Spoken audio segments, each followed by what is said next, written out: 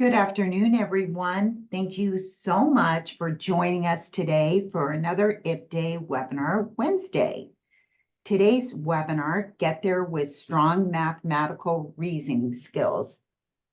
Florida IPDAE has hosted 4 regional mathematical content area workshops throughout Florida for adult educators. On this webinar today, we're going to recap the core mathematics and numeracy standards covered, including some supplemental resources to support the implementation of strategies presented. Before we get started, I want to remind you of a few housekeeping reminders. Today's webinar is recorded and it will be archived on the IPDAE website within 48 hours. There you will find the PowerPoint and the recorded version and also the workbooks. We would love to hear from you throughout the webinar. If you have a question, even a comment, and even if you attended one of the workshops, we'd love for you to provide some live feedback on the content of the workshop and how did you use and leverage those materials. So we're really interested to hear from you as well. Enter those questions. Ron and I will be monitoring them throughout the webinar. Today's webinar is facilitated by Mr. Ronald Cruz, no stranger to all of us. We thank him so much for his expertise and for all the work that he does for all educators through the state of Florida and nationally. Ron, I'm going to turn it over to you now, and thank you so much for facilitating our webinar. And thank you, everyone, for joining us today. Thank you for the introductions, June. Good afternoon, everyone. I am so happy to be here and joining you for about an hour of recap for our regional content area workshops in mathematics. Just like June mentioned, we really value professional development, and it's not a one-shot deal. We want to make sure that there are the necessary follow-ups just in case people that attended the regional workshops have any particular questions or comments to provide with regards to the strategies and resources that we have implemented in these workshops. If you have attended the workshops regionally done, do you mind putting it into the chat, letting us know if you were one of those? I also would love to hear some feedback on the strategies that we covered during these webinars and see if they're working out, or you've made your own tweak, or you made it yourself, add a little bit more personality into them. Please let us know. We'd love to hear it from you. All right, perfect. Very good. All right, so this recap, we're going to discuss just a little bit of the review of all of the core mathematics and numeracy standards we discussed. Make sure that we are keeping them at the forefront of what we're doing on a daily basis.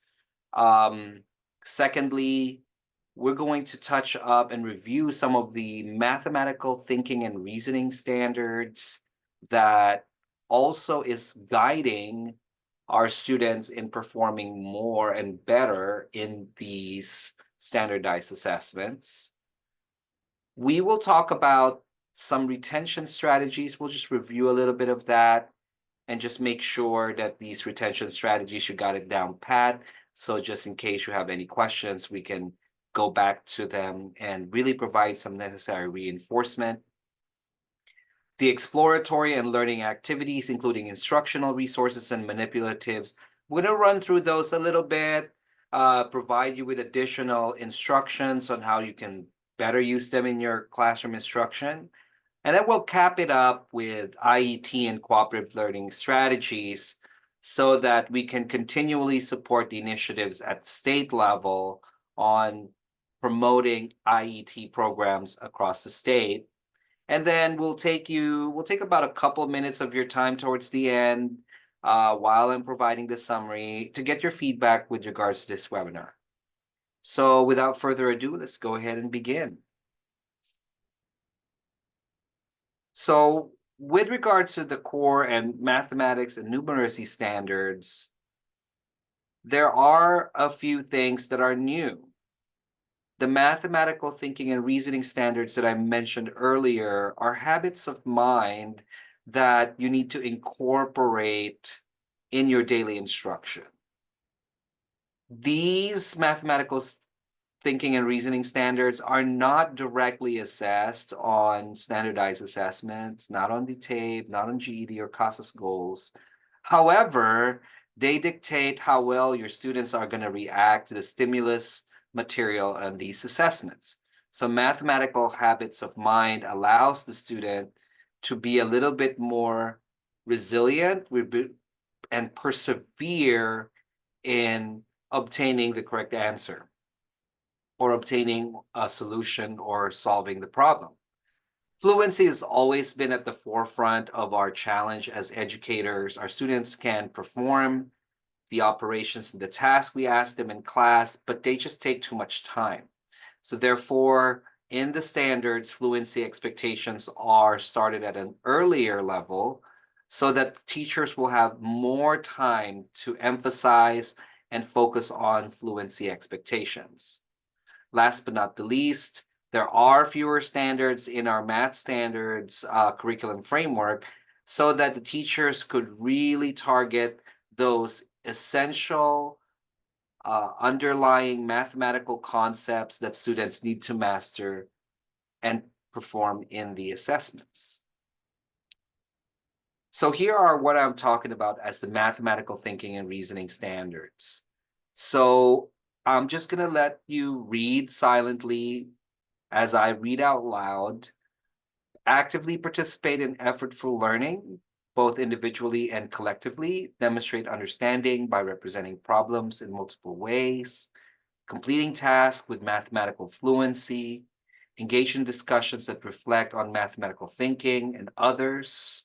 Use patterns and structures to help understand and connect mathematical concepts. Assess the reasonableness of solution and apply mathematics to real-world contexts.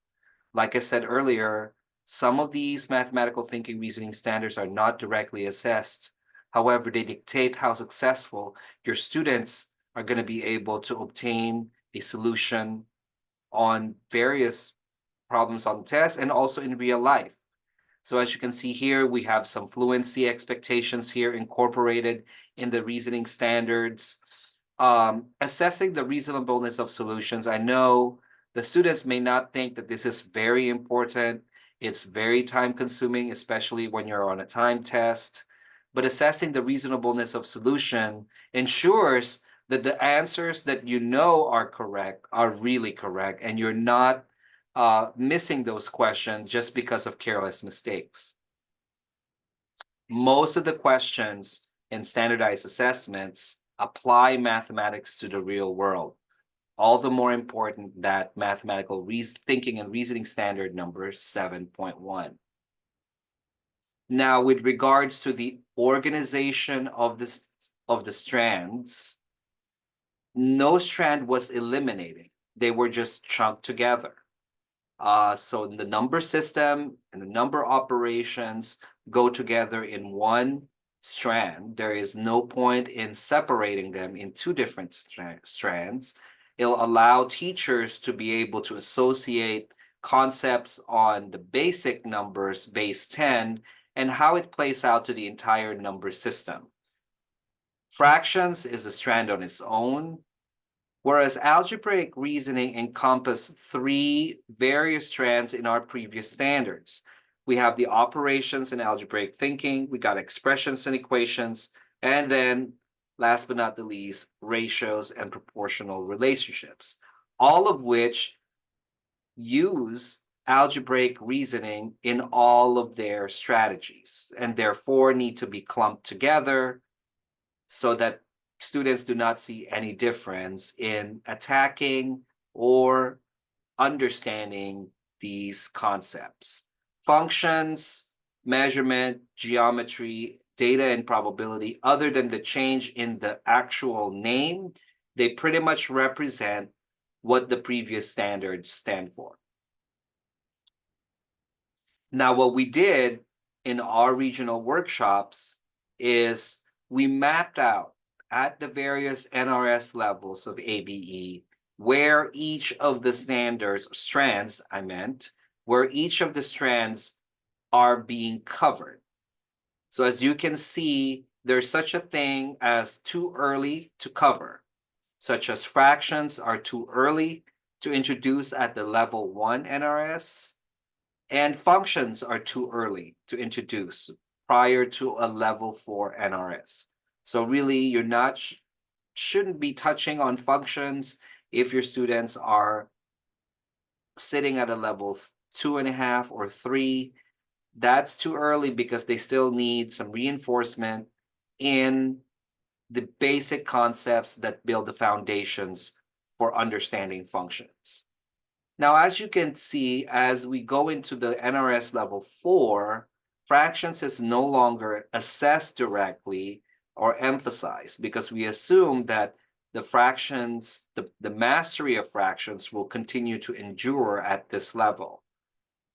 And so is true with measurement. So there might not be a direct assessment on measurement at the NRS level 4. However, basic understanding of measurement will help them propel and really absorb information when you go and tackle functions.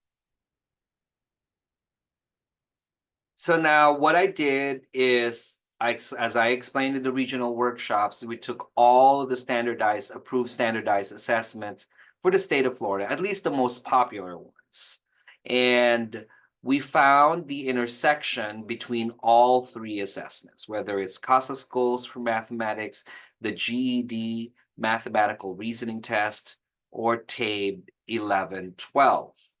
And based on the analysis of the blueprints, based on my analysis of the standards, the content standards, and the competencies assessed in all of these three assessments, there are 5 common things that are surfacing.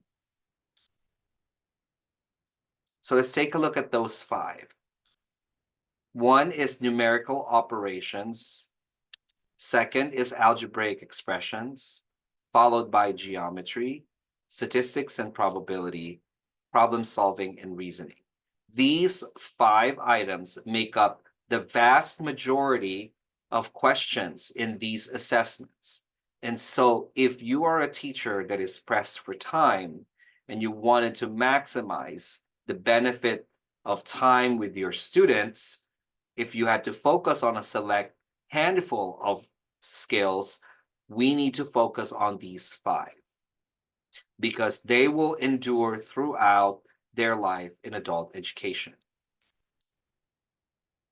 And what we did is we superimpose those 5 skill categories according to strands that are included in our curricular frameworks.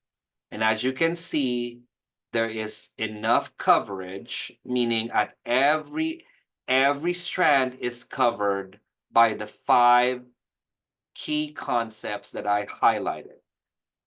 All the more reason why they're frequently assessed in the most common standardized assessments in adult education.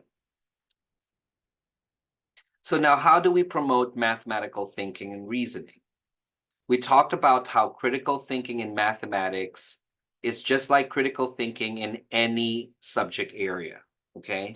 Critical thinking is reason, decision, or judgments. So if students are solving a real life problem, or they're writing a paper, or they're solving a math word problem, or they're conducting an experiment, their critical thinking is a skill that is common in all 4 subject areas.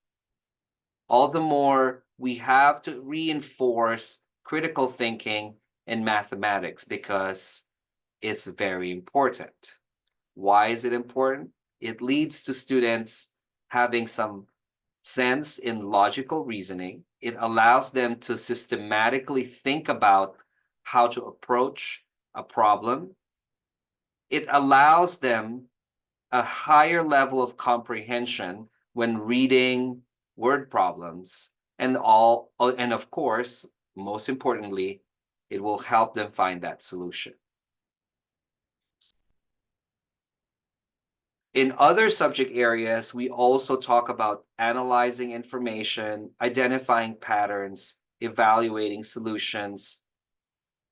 These are also very important benefits of critical thinking. So how do we do it? How do we promote critical thinking in the classroom? So I'm going to pause right here and see what you've learned so far. So use the chat. What are you doing as an instructor in your classroom to help spur critical thinking, or to at least lay the foundation of critical thinking? What is the most basic thing that we teachers can do to help promote critical thinking? So I'm going to give you a minute here to respond to this question. Use the chat. There's no right or wrong answer here. I just wanted to hear, what are you working on, or what are you currently implementing in class? It could be, are you introducing word problems that they have not seen before, or word problems that are worded differently? Are you varying the way you ask questions from students? Are you helping students organize or become a little bit more systematic in writing down or charting their solution to a particular problem? Are you using exploratory activities? I wanted to know, and I wanted to hear some of those things. All right, we've got some here. All right, I love this response. Word problems is really the way to go. That's correct. Really finding out what that problem is asking you to do. I love that somebody used the scientific method. Well, the scientific method is really what's happening when, in reality, when students are faced with a problem, because the scientific starts with the problem, observation, and understanding what the problem is, right? And then now the next step is strategizing and finding out or hypothesizing a possible solution to a particular problem that they're facing. And it doesn't have to be mathematical, right? And I loved how one of the participants mentioned that using the scientific method to teach word problems and set up an argumentative essay. So when you're making connections between totally distinct subject areas, you're actually promoting critical thinking. You're helping students to understand that knowledge is all interconnected. Another person said, help the students look at the problem at different angles. I love that, because there's not one singular way to solve the problem. You know, I would love to see how those whiteboards, those dry erase whiteboards come about, because once you give them that whiteboard and you give them the dry erase marker, they start solving the solution. You can now take that solution and post it in the class, or put it on your Elmo, or just take a snapshot picture so you can put it on the screen and show, okay, how different students approach different word problems in a very unique way. They're not usually the ones that you would probably think of. And you'd be surprised as a teacher. Putting your thinking cap on, I love that.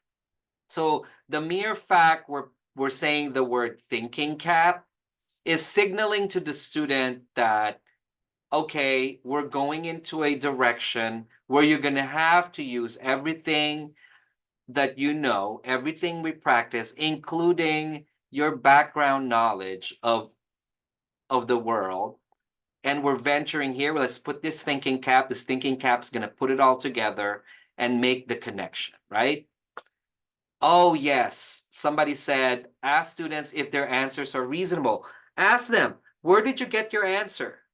How did you arrive at that answer? Do not settle with, I don't know. Do not settle with, oh, I use my calculator. Try to show relationships between numbers and different ways of looking at them. Just showing the students how each number behave. Like, oh, here's a fraction. Let's try to multiply a fraction. Well, here's a whole number. Let's try to multiply them. What happens? Just asking the student what is happening to the amount, to the numbers, to the quantities, and how they behaving.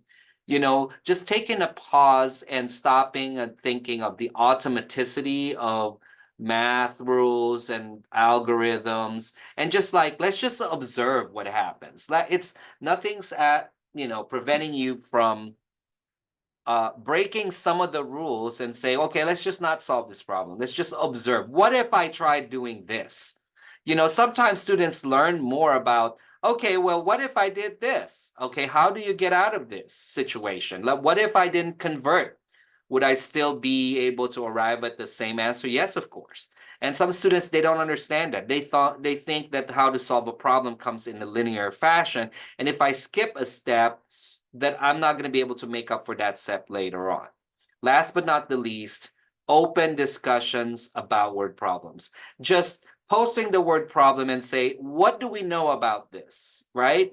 Just elaborating on the word problem, allowing every student, whether they're high performing or not, put them on all a level playing field so that we can illuminate and encourage the students to participate in the discussion and have more meaning and help them find what the problem is looking for.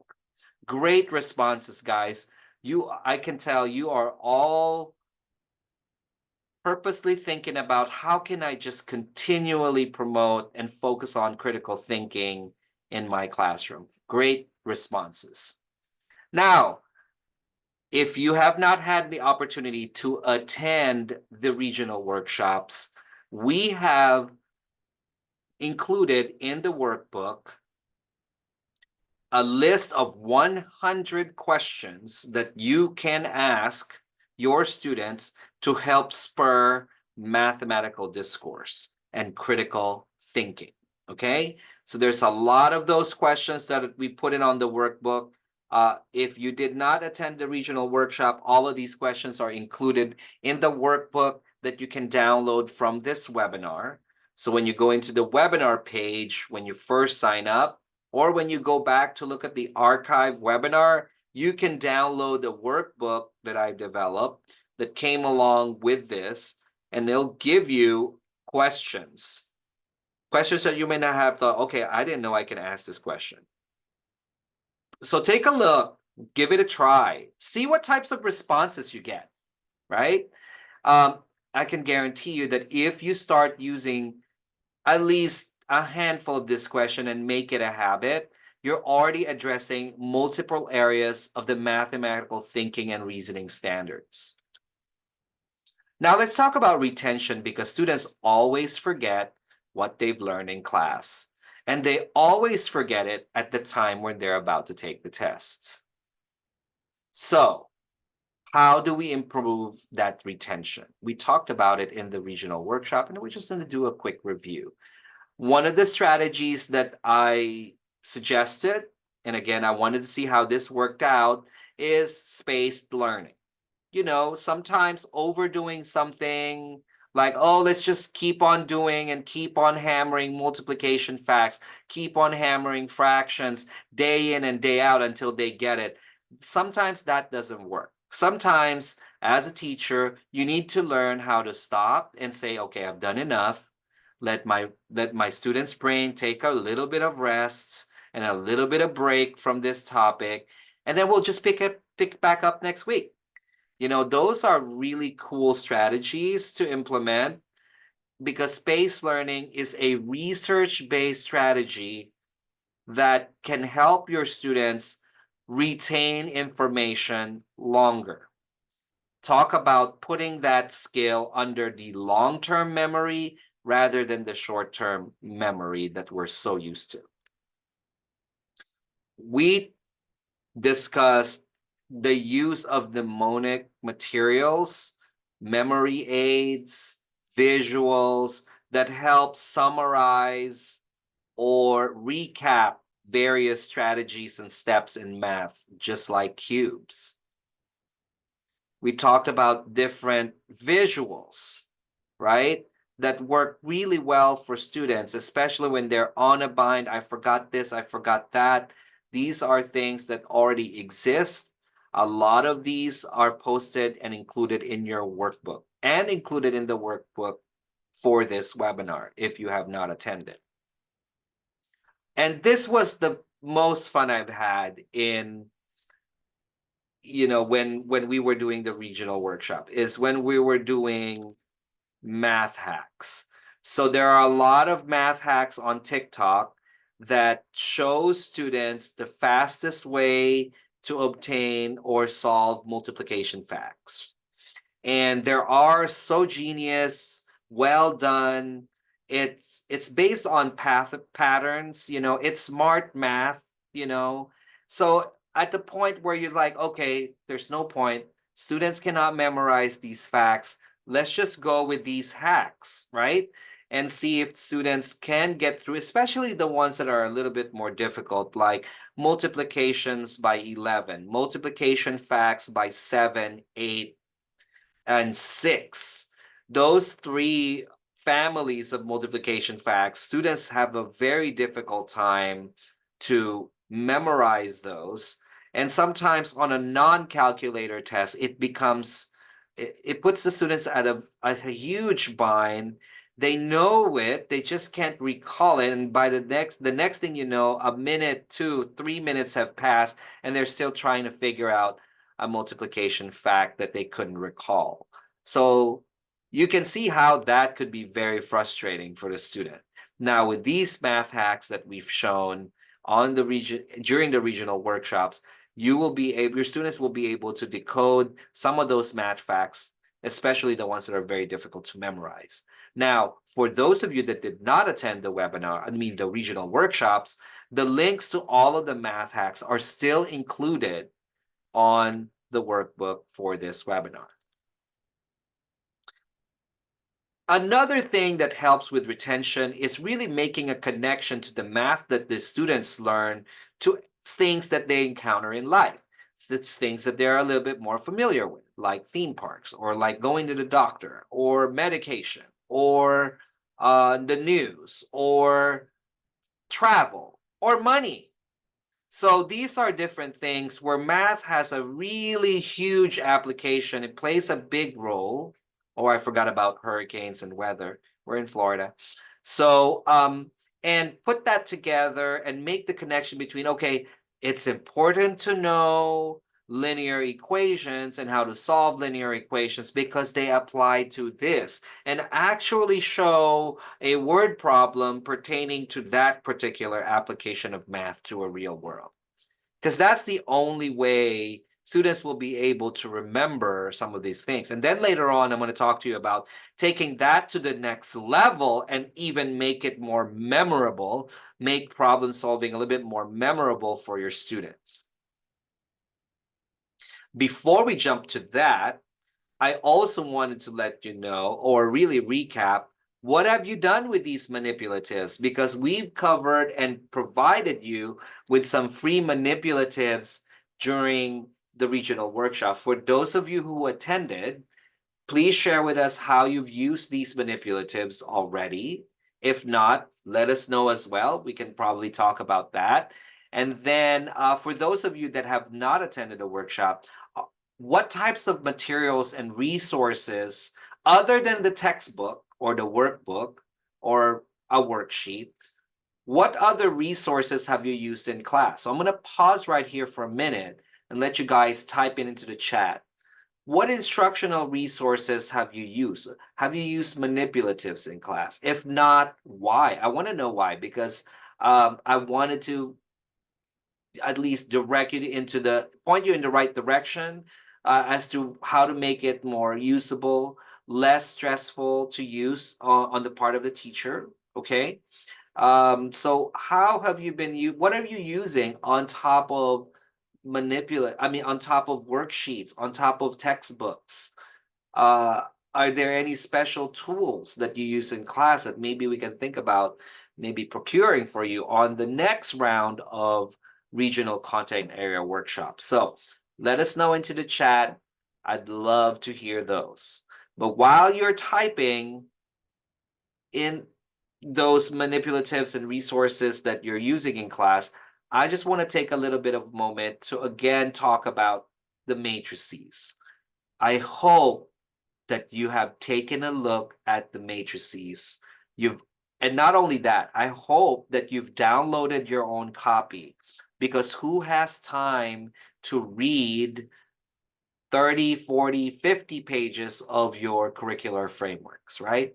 So this matrix, the matrices that we've developed for you, is going to give you the same thing, but in less pages.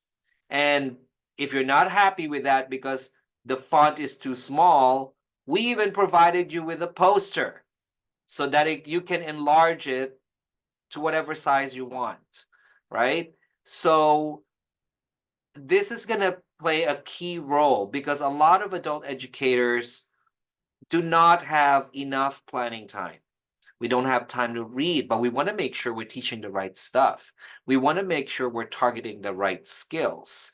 So this is going to be your map, your roadmap, your abbreviated roadmap to how your students are going to perform better and how you're going to make sure that what you're teaching in class is in line to what's going to make them successful on the assessments and in real life. There are a lot of uses of the mathematical matrices that we've developed. You can use it as a pacing guide. You can use it as a differentiation tool or scaffolding tool for students, highlighting those areas that they did not demonstrate mastery. You can use it as a graph of progression for your students. Make copies for everybody, and let them highlight the skills as they grow. And so they are able now to take the onus on the learning or tracking their learning rather than just you tracking their learning. It could be a checklist for you. Oh, I've completed this, I completed that. Okay. So they'll allow you to okay, well, I haven't covered this, so I can go back to that one. So it does not put you in a box. It allows you the level of flexibility you want based on resources and time, whatever constraints you're working with. But at least it tells you, okay, you haven't covered these things yet. These are very important. So in addition to that, have you guys taken a look at the mathematics activity resources? Because we spend countless man hours to develop these resources for you. It's pretty much a lesson plan. It could be an activity guide. It could be used for students that were out and say, okay, we've covered this concept, you missed it. Instead of having to go over the same concept again, the students can take a look at the matrix and download the corresponding activity resource to be able to catch up. But there's more. There's differentiation strategies. There are opportunities to integrate integrated education and training, or IET. There are misconceptions that are being highlighted. So you as a teacher do not need to find out or think about what are the common misconceptions here. No, you don't need to think about that. We already thought about that for you. And so that you can directly address these misconceptions and find out where students are definitely struggling with and how are these students getting these questions wrong all the time. All right, so let's see what you guys have indicated into the chat.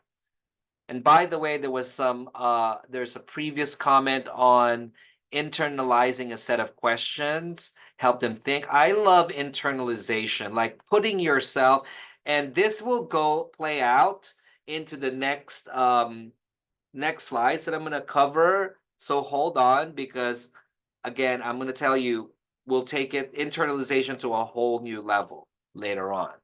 Okay, so I have somebody that's working in the jail or the corrections.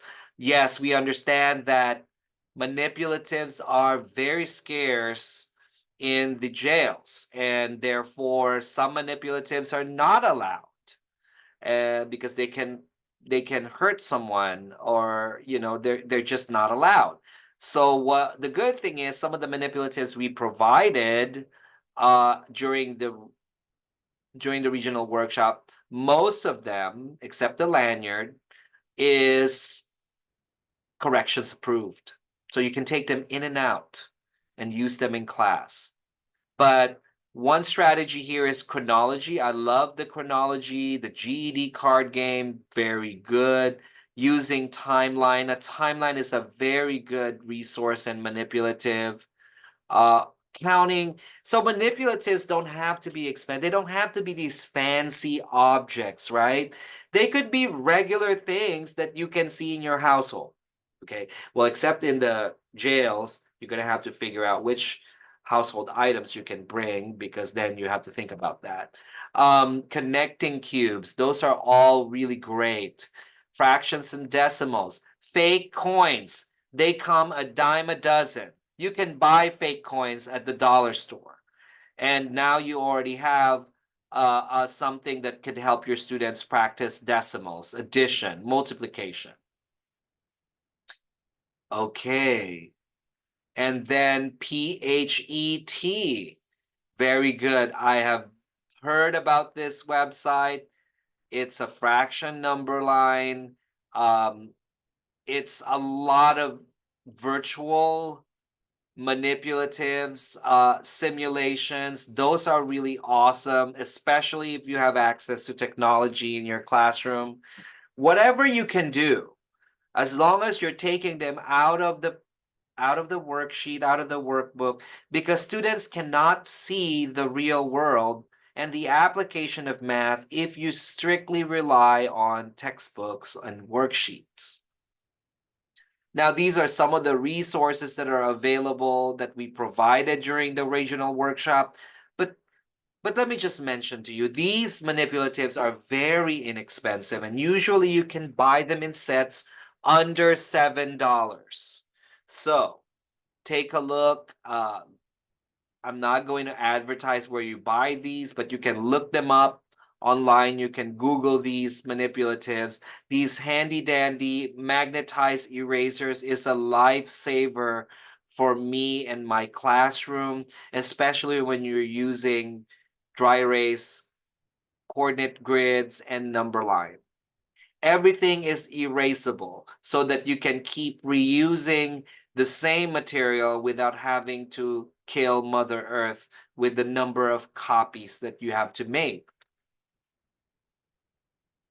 So let's talk about exploratory learning activities. Take it to a whole new level, right? We want to take it to a whole new level because we want students to retain the information, right? Well, definitely the ones that attended the workshop did retain and remember probably what we did. It's because how we structured the word problem, the interactive activity, the simulations, and the collaborative problem solving combined with hands-on tools that's available to you. We have the hands-on tools of the fraction tiles.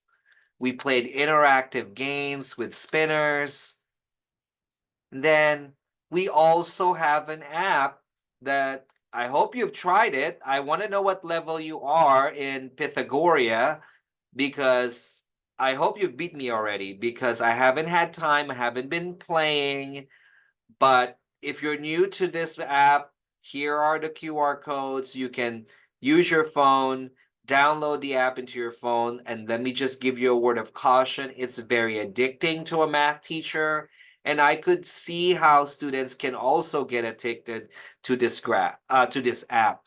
They are going to be glued in as if it's like they're just simply playing a game.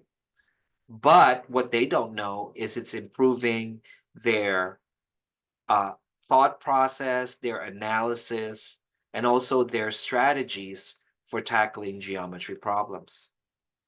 It even reinforces vocabulary, and it tracks your progress at various different components or various different units in geometry. Now, this nowhere game, we did this. Well, it's not a game. It's actually it's a simulated collaborative problem solving activity, right? So all of the participants had the opportunity to preview the trailer, but if you have not previewed the trailer, you can always go and find the trailer on YouTube. All you got to do is type in Nowhere official trailer Netflix, and you'll be able to see a little bit of this Netflix movie.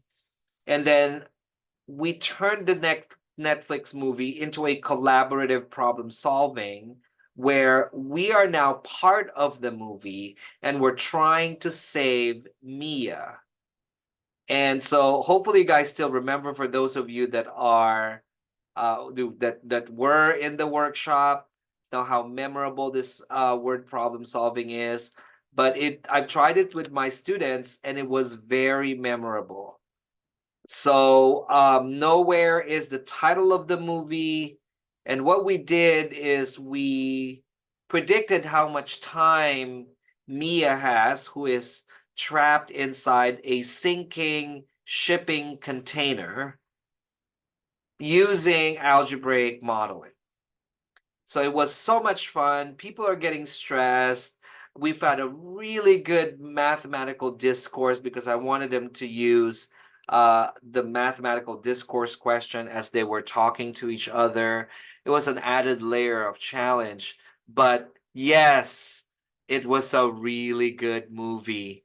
So if you haven't seen it yet, please see it. I'm not advertising the movie just because I'm making money on it. No, I'm advertising it because it's part of the problem solving activity we had to do. And especially if the student has some stake, or they knew what happened and they could have saved Mia. That puts them at the front seat. It gives them an additional stake and motivation to persevere and solve the problem. All I need is that emotion for you to want to solve the problem. And in this case, everybody that were in all of the 4 workshops we conducted wanted to solve the problem, which is usually like pulling teeth for our students if you're only using a worksheet.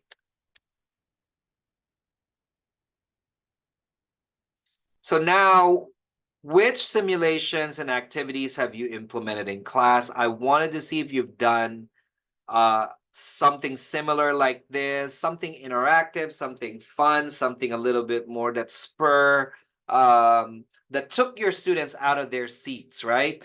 And share with us, use the chat, share with us some of those activities, share with us what you've done. We'd love to hear more strategies in addition to what we've covered. But for those of you that attended a workshop, have you done the Nowhere activity with your students? How did they react? Did they have the same? I want to know if they had the same reaction and emotion like some of the participants did in the actual workshop. Some of them were like, oh, I was hyperventilating the whole time. I really want to solve the word problem. And you didn't give us enough time. Well, of course, I'm not giving you enough time because the shipping container is sinking and the time is of the essence. So the more time you use trying to come up with your solution or try to do your computation, the less time Mia has inside the container. So what have you done in class in terms of activities, simulations, games that really are research-based, shows improvement in the retention of skills, of mathematical skills you've taught? Please type it into the chat and then I'm going to go through it before we end this webinar. So finally, we're going to go into cooperative learning strategies because as we all do, we hear this a lot. We need to do more group activities with our students because in the real world, they're going to be working in groups, and so therefore they're going to need to learn how to work in groups. And here are just some strategies for you to make cooperative learning a little bit more productive. And then I introduce also some of the different structures of cooperative learning activities that you can do in class, and some examples on how you can uniquely group your students. It can also be different strategies on what types of problems you wanted to do, or different approaches. Like, even if you're down to worksheet, what can I do to make this worksheet a little bit less painful? Well, you can do the round table when you have that pass the worksheet activity. Um, or you can do numbered heads, where there's going to be some mental computation involved, that they're not supposed to write anything, but they're supposed to share it with another person. Try out some of these structures. These are well explained in the workbook.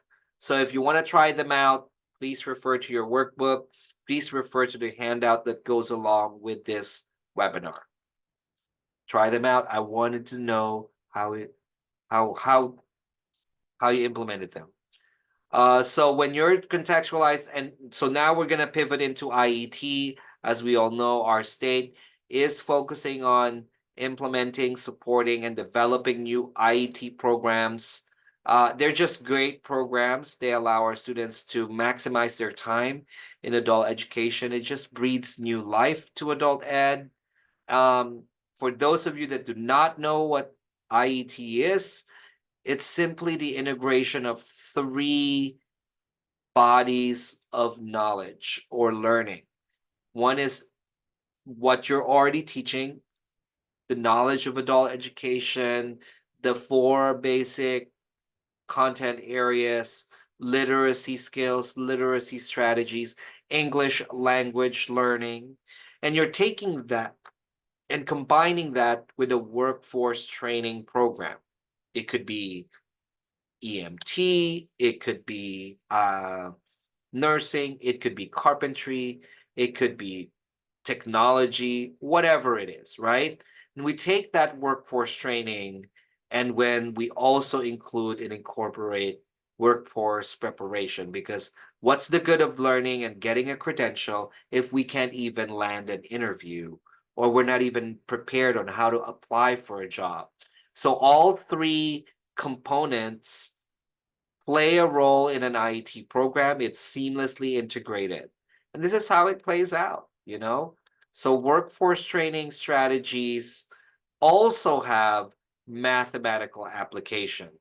And so as workforce preparation also has some mathematical applications. So here in the field of construction and architecture, you have these math concepts that you're always having to use and apply.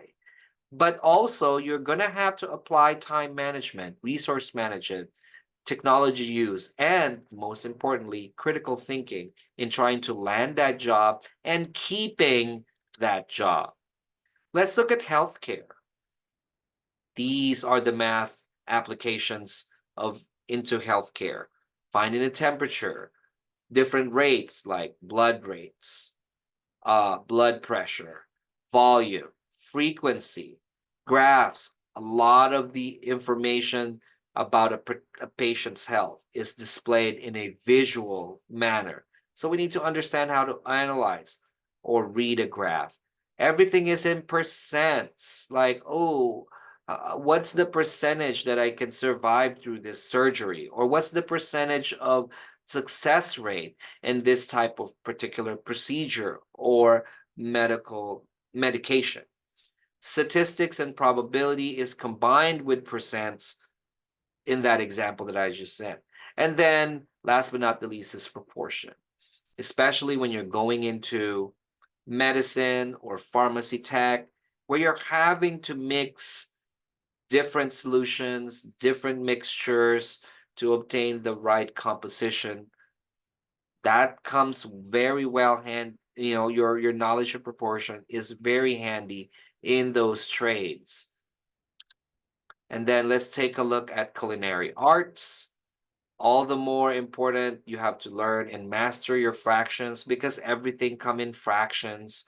You know, in the real world, nothing is really exact, and therefore fractions is really the way to go. They're not always going to be whole numbers.